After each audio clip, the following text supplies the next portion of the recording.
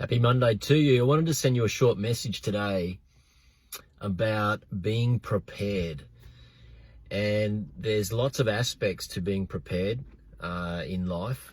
And I think more than ever, we need to have that mindset. We need to have that perspective and approach to our life.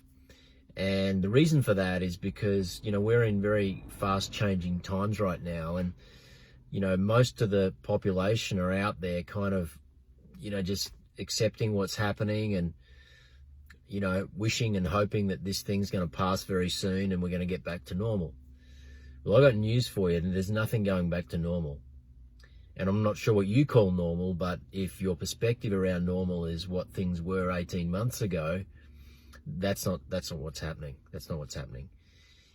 What's happening is there's a big shift globally going on, and there are some massive forces at play that are controlling this whole thing. And the more you dig into it and you research and you start to discover the truth behind everything, the more that you begin to realize that it's up to us to control what we can control and to start getting prepared. Now, this is not about being doomsday or being sensationalist or anything like that. It's really just about realizing that we don't have any control over the big macro picture. But what we do have control over is the micro picture, and that is us. What we're doing, how we're getting prepared emotionally, mentally, physically, and financially.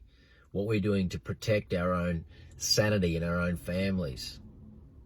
That's just what's most important right now. So there's three key ways we need to get prepared. The first way is to ensure that we're extra strong in our mindset.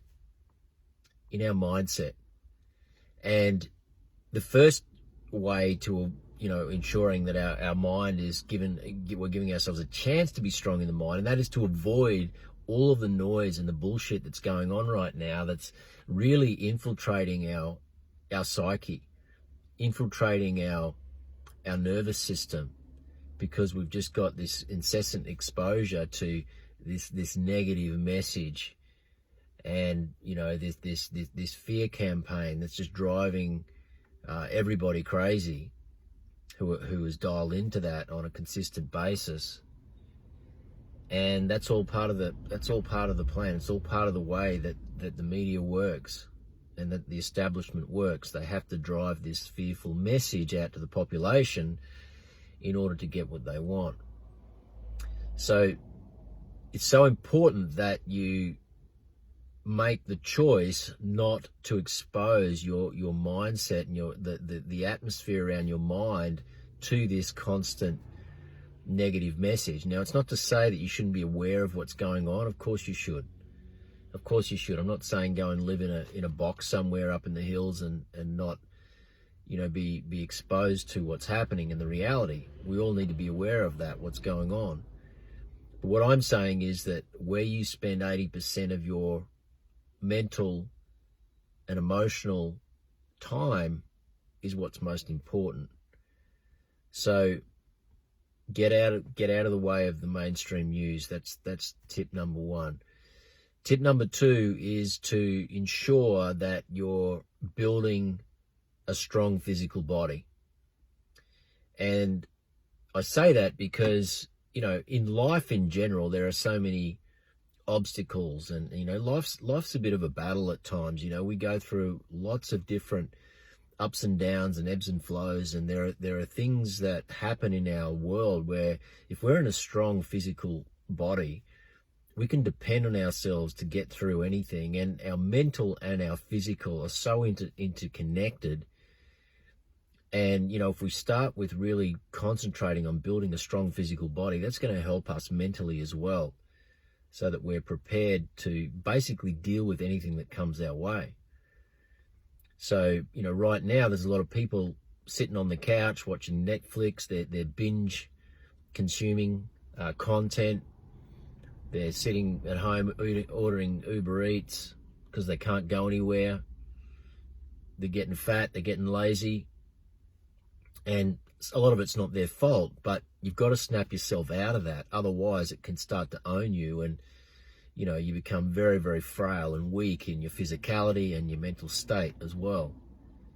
So very important that you don't fall into that trap. So build your physicality. Exercise every day. Put your body under a little bit of stress, a little bit of pressure that challenges you, not just physically, but also mentally as well. You know, first thing in the morning, if you don't feel like exercising, make yourself do it. You'll feel so much better after it. And you'll have that sense of self-fulfillment, knowing that you got the job done. That's how you build mental and emotional and physical strength.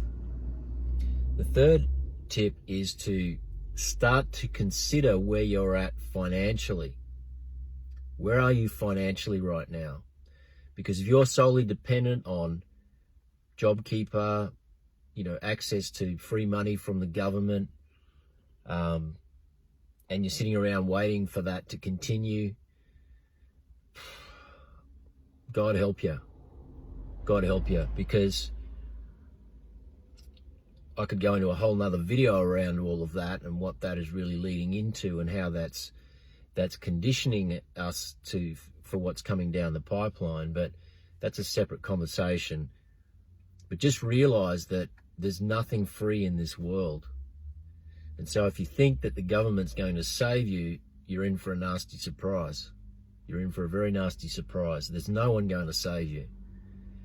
So it's so important to take stock of where you're at, your living arrangements, you know, your situation with debt, and you start to really, you know, put that under the spotlight and figure out ways that you can get yourself less exposed to debt if you're in a lot of debt, and start with the things that are, I guess, the most heavily burdensome on you financially. Credit cards that have high interest rates, those kinds of things. Obviously, a mortgage would be the last thing right now because mortgage rates are so low. But the point is that do whatever you can to start to get out of debt. And if you have the means to get out of the cities, that's a smart thing to do as well. I mean, everybody's working from home anyway, for the most part. So if you're at a crossroads and you've got a way of getting out of the cities, then I'd highly recommend that you consider how you can do that. So just to recap, right now it's so important that we get prepared.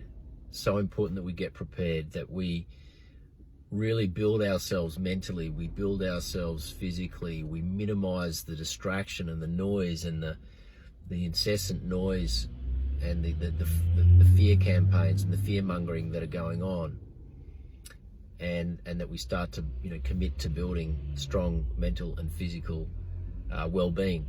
And then finally, to ensure that we're doing the little things right, that we're starting to prepare ourselves financially, we're starting to take a little bit of accountability for where we're at financially. We're not solely dependent on a job or the government for support. What is it that you can do to start to take financial responsibility for where you're at, and how can you minimize the risks and the exposure that you've got right now? We're in a changing world, so we've never had to think like this before, but now we do.